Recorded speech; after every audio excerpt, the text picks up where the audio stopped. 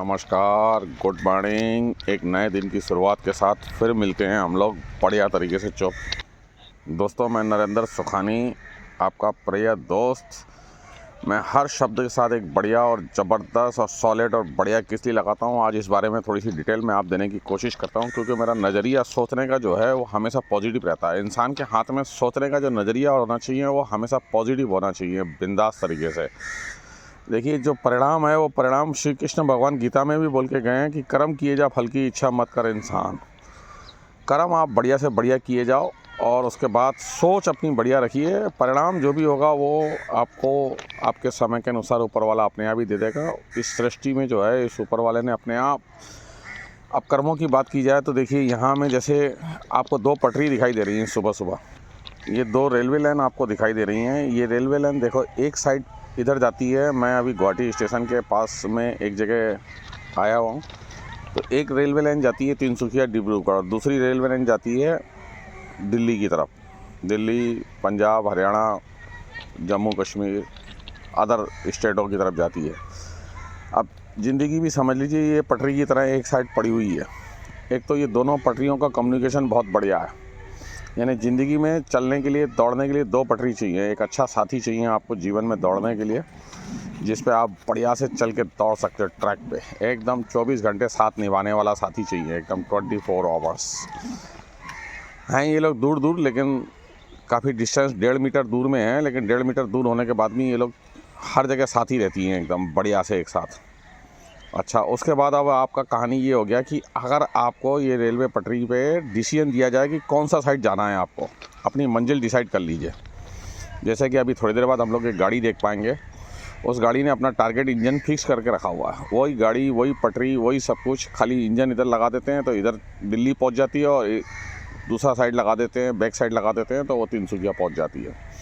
अब ये पटरी जो है सीधा यहाँ से 1000 किलोमीटर दूर तक जाती है कंटिन्यूस। बस खाली आपको डिसीजन लेना है कि आपको जाना किस तरफ है। एक तरफ जाएंगे तो आपको दिल्ली आ जाएगा सीधा, इस साइड जाएंगे तो आपको ये सीधा दिल्ली की तरफ जाती है गाड़ी, और इस साइड जाएंगे तो ये तिनसुकिया, डिब्रूगढ़, जोरहाट, शिवसागर, ये सब अपर आसाम की तरफ जाती है बहुत बढ़िया से। तो सबसे पहले हम लोगों को डिसाइड करना है कि हम लोगों को जाना किधर है। अपनी ज़िंदगी की गाड़ी का स्टीयरिंग किस तरफ लेना है। नंबर 1 एक ट्रैक, नंबर 2 पटरियाँ, नंबर 3 एक बढ़िया साथी जो 24 आवर्स आपके साथ रहे, एनी टाइम आपके साथ रहे। नंबर 4 आपका डिसीजन, आपको जाना किधर है। बस अब जैसे ये ट्रेन हम लोग देख पाएंगे अभी यहाँ चलते चलते कि एक ट्रेन आ रही है। इसने अपना मंजिल फिक्स है, इसकी कहाँ से कहाँ तक जाना है। तो सीखने के लिए बहुत कुछ है, जैसे कि हम लोग अभी इस ट्रेन से बहुत कुछ सीख पाएंगे। बहुत सारे टारगेट फिक्स कर रखे हैं। इसको यहाँ से यहाँ तक जाना है कंपलसरी, एकदम फर्स्ट क्लास, बढ़िया डिसीजन, बढ़िया सोच,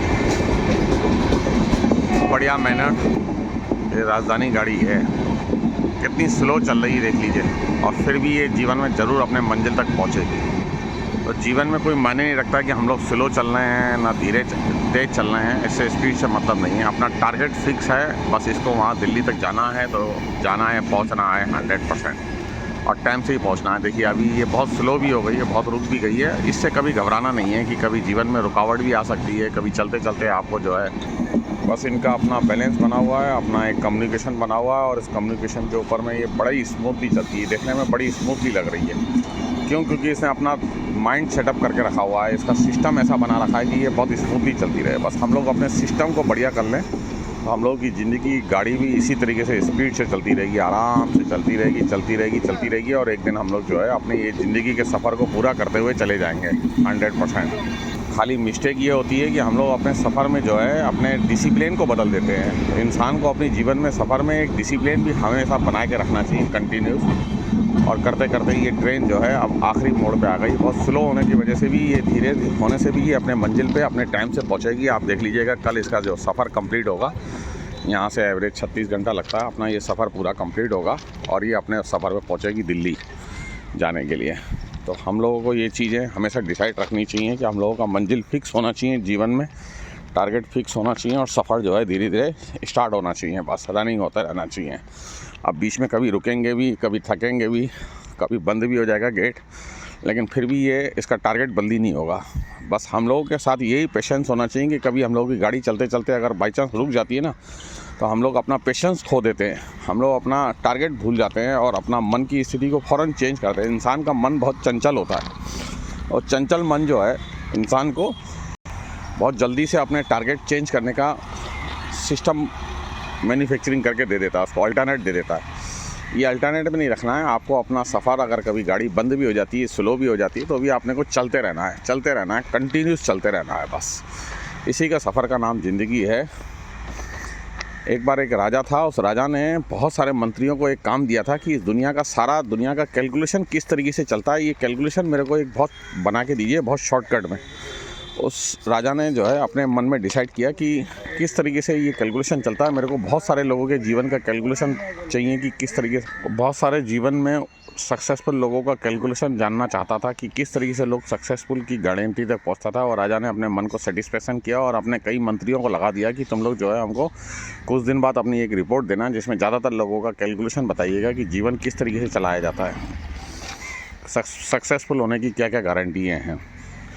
बहुत सारे मिनिस्टरों ने अपनी अपनी एक किताब में अपने अपने सिस्टम में बहुत कुछ लिखा। जितने मंत्री थे सब ने अपने अपनी सोच के अनुसार लिखा, बहुत लंबी कहानी लिखी, बहुत लंबी राइटिंग करके उसको लिख के और राजा के हाथ में थमाया। तो राजा के पास इतना समय नहीं था कि जो इतनी सारी पढ़ता। तो राजा उस चीज़ को बहुत शॉर्टकट में जानना चाहता था कि जीवन का सारा कैलकुलेशन क्या है। तो धीरे धीरे करते करते लास्ट में एक मंत्री आया उनके पास। उस मंत्री ने राजा को बोला, राजा जी मैं जीवन का कैलकुलेशन जो है एक लाइन में बोल सकता हूँ, अगर आप सुनना चाहते हैं तो बताइए। राजा बोला ठीक है, एक लाइन में कैसे कैलकुलेशन बता सकते हैं, थोड़ा बताइए ज़रा डिटेल से मेरे को। तो राजा को उसने एक स्लिप ला के दी छोटी सी, बोला सर इसको पढ़ लीजिए। राजा ने उस स्लिप को खोल के देखा तो उस स्लिप के अंदर में लिखा था कि रोटी मुफ्त में नहीं मिलती। तो राजा बोला इसका मतलब क्या हुआ? बोलता सारा दुनिया का कैलकुलेशन एक ही है कि सर रोटी मुफ्त में नहीं मिलती।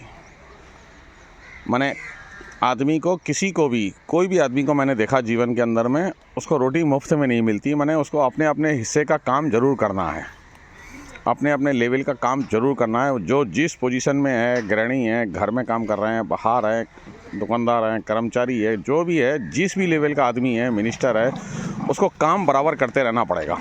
ये सारी दुनिया का कैलकुलेशन एक लाइन में बता रहा हूँ मैं, ये समझने का कोशिश करिए। राजा को ये आंसर बहुत अच्छा लगा उसने बोला वाकई में ये चीज़ बहुत बढ़िया लगी।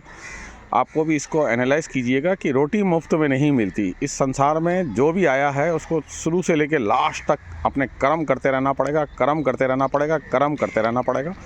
ये आज का मेरा सब्जेक्ट में एक बहुत बढ़िया चीज़ है कि किसी भी इंसान को जो है अपने सफ़र, जीवन के सफ़र में जब तक वो काम कर सकता है, जब तक उसकी शारीरिक क्षमता, कैपेसिटी, अपने मन में ये सोच हमेशा बना के रखिए कि मैं जीवन के आखिरी सफ़र तक जो है काम करता रहूँगा। ये हर इंसान की एक सोच होनी चाहिए।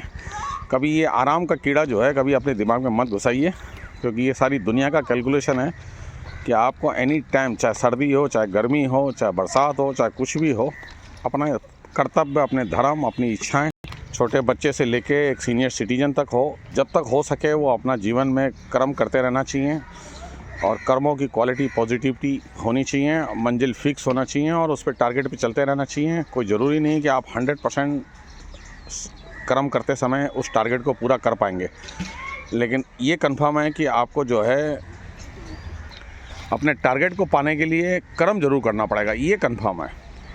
हर मेहनती आदमी सक्सेसफुल नहीं हो सकता, ये गारंटी नहीं है, लेकिन सक्सेसफुल की जो पीछे वजह है वो 100% मेहनत ही है।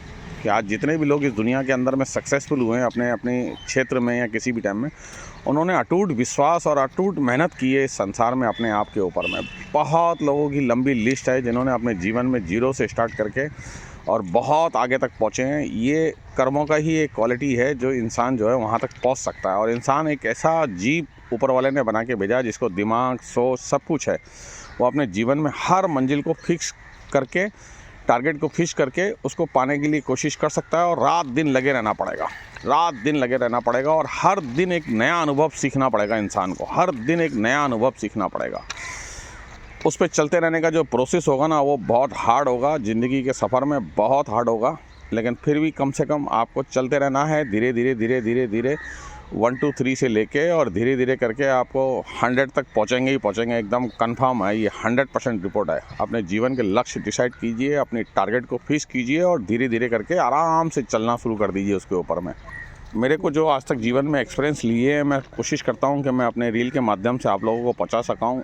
बहुत अच्छा लगता है मेरे को ये चीज़ें कुछ बोलना, और आप लोगों का प्यार भी बहुत मिलता है मेरे को। अगर आप इस चैनल पर नए हैं तो इस चैनल को ज़रूर सब्सक्राइब कीजिएगा और बेल आइकन बटन ज़रूर दबा दीजिएगा, ताकि आगे भी कुछ इस टाइप के वीडियो अगर आपको जो हैं मिस ना हो। और ये वीडियो कैसा लगा और किस टाइप के वीडियो आपको बहुत ज़्यादा मेरी सोच से अच्छे लगे हैं नहीं, वो थोड़ा ज़रा कमेंट्स में बताइएगा, ताकि मैं अपने चीज़ों में बहुत सुधार कर सकूं। मैं एनी टाइम अपने सुधार करने के लिए तैयार बैठा हुआ हूं। दुनिया में जितने भी महान लोगों की हिस्ट्री पढ़ लीजिए आप, जितने भी सक्सेसफुल लोगों की हिस्ट्री पढ़ लीजिए, सब लोगों की हिस्ट्री के जब पीछे का बैकग्राउंड है वो आपको बहुत जीरो नज़र आएगा, बहुत जीरो नज़र आएगा, ताकि वो लोग जीवन में जीरो से टॉप पे पहुंचने का सफ़र जो है ना वो बहुत संघर्ष से शुरू होता है, और बहुत संघर्ष करते करते आप जो है अपनी मंजिल को पा सकते हैं। ये जीवन में एक बहुत बढ़िया आपको अपने एक्सपीरियंस से या अपने नॉलेज से या दूसरों की जीवनी से, आप किसी को भी समय मिलने से, वक्त मिलने से, किसी की भी लाइफ स्टाइल के बारे में स्टार्टिंग पढ़ के देख लीजिए कि वो लोग जितने भी सक्सेसफुल इंसान हुए हैं, उन लोगों ने, सब सक्सेसफुल इंसानों ने अपने जीवन में बहुत संघर्ष किया है। बहुत कम ऐसे 1% 2% लोग होंगे जिन लाइफ में बना बनाया कुछ मिला होगा, उसको वो लोग आगे लेके जा सके होंगे। बाकी ज़्यादातर एक सर्वे भी रिपोर्ट बोलती है कि पूरे वर्ल्ड के अंदर में 2786 अरबपति लोग हैं अभी आज का डेट में। उसमें से 2500 समथिंग अरबपति जो है अपनी लाइफ में खुद ही बने हैं। बाकी के जो 200 कुछ हैं जिनको विरासत में मिली हुई अपनी दौलत है। बाकी के जो अरबपति हैं वो लोग जो है, जैसे कि देखिए आप, एक सिंपल सा बात है, अमिताभ बच्चन ने बहुत मेहनत करी, लेकिन वो अपने बेटे को अमिताभ बच्चन नहीं बना पाया, उसका आधा भी नहीं बना पाया, उसका 10% भी नहीं बना पाया। सचिन तेंदुलकर ने अपने जीवन में बहुत मेहनत करी, लेकिन अपने बेटे अर्जुन तेंदुलकर को वो क्रिकेट में उतना सक्सेसफुल इंसान नहीं बना पाया। धीरूभाई अंबानी भी अपने जीवन में बहुत मेहनत करी, दोनों बेटों को आधा आधा दौलत दे के गए, एक अनिल अंबानी को और एक मुकेश अंबानी को। मुकेश अंबानी आज की डेट में एशिया के टॉप 10 में नंबर 1 पे, नंबर 2 पे आते हैं, और अनिल अंबानी आज की डेट में 40,000 करोड़ रुपए के कर्जदार हैं बैंकों के। देख लीजिए, यहाँ आपको एक बहुत बड़ा सीखने की चीज़ आपकी आंखों के सामने में, कोई कहानी नहीं, एकदम हकीकत मैं आपको देख रहा हूँ। आज अनिल अंबानी के बारे में आप जानने की कोशिश करिए कि वो आज कितना कर्जा में है, जबकि 10 साल पहले जब उन लोगों को डिवाइडेशन हुआ था तब दोनों को समान बराबर दिया गया था, और अनिल अंबानी को बोले थोड़ा 1% ज़्यादा ही मिला था, लेकिन एक भाई देखो कहाँ पहुंच गया और एक भाई कहाँ पहुंच गया। तो जीवन में ये चीज़ कंफर्म मान के चलिए कि कर्म आपके बहुत प्रधान हैं, इन कर्मों में बहुत कुछ रखा हुआ है। परिणाम क्या होगा ये आपको, आपके हाथ में नहीं है, कर्म आपके हाथ में प्रधान है। अब आ जाते हैं हम लोग, ये सुबह सुबह कुछ ये देख पा रहे हैं जैसे कांव, इसके बारे में बहुत कुछ ऐसा है कि जो जाना जा सकता है। अब आप बोलेंगे इसके बारे में क्या चीज़ सिखा सकते हैं, तो मैं आपको ये कुछ चीज़ें जो इनकी नोटिस की है। एक दिन मैंने सुबह सुबह यहाँ देखा था, मॉर्निंग के टाइम में बहुत सारा जो रात का जबड़ा था वो यहाँ कोई फेंक के चला गया था। ये सुबह सुबह आके ये सारे उस जबड़े को जो है फर्स्ट क्लास तरीके से खाली करके सफ़ा करके चले गए तुरंत, जिसमें मुर्गी की हड्डी तक थी, बहुत कुछ इसके अंदर में रश था, बहुत डैमेज चीज़ें थी, और ये लोग आए अपने खा के अपने बढ़िया से उसको एक आधे घंटे में पूरा सफ़ा कर दिया। तो ये प्रकृति ने बैलेंस बनाने के लिए भी ये बहुत बढ़िया तरीके से इनको भेजा है इस धरती के अंदर में। देखिए किस तरीके से, कितनी भी गंदगी, कितनी भी पुरानी रोटी हो, कितना भी पुराना सामान हो, सड़ा हुआ सामान हो, क्या डाइजेस्ट कैपेसिटी है इन लोगों की, कभी नोटिस करने की कोशिश कीजिए। कुछ भी खा लेते हैं, सब हजम है, कच्चा हो तो भी खा जाएंगे, बढ़िया से इनका डाइजेस्ट कैपेसिटी, आराम से खाते हैं, बड़े मज़े से खाते हैं, और खाने के बाद उसको डाइजेस्ट भी कर लेते हैं और नेक्स्ट दिन के लिए फिर तैयार हो जाते हैं। इन पक्षियों से सीखने के लिए ये सबसे बढ़िया चीज़ है कि आप इनको मॉर्निंग में देखेंगे एकदम जल्दी से उठ जाते हैं, और शाम को 6 बजे के बाद आप इनको सोना चांदी भी दे दीजिए तब भी ये लोग नहीं खाएंगे। कितने सटीक नियम हैं इन लोगों के। और हम एक इंसान हैं जो हमने आपको बहुत समझदार बोलते हैं, लेकिन हम लोगों के अपने नियम, अपने डिसिप्लिन खुद ही तोड़ देते हैं। सूरज ढलने के बाद कोई भी जीव को जो है आप विचरण करते हुए नहीं देखेंगे, और सूरज ढलने से पहले पहले इनको जितना कुछ मिल जाएगा ये खा पी के अपने डेरे में चला जाएंगे। अगर आज मिल गया तो बहुत बढ़िया बात है, नहीं मिला तो थैंक्स बोल के ये लोग अपने अपने डेरे में चले जाएंगे। अब कल सुबह मॉर्निंग में फिर उठेंगे ये लोग 5 बजे, और उठने के बाद अपनी अपने मंजिल में तलाश करने चले जाएंगे।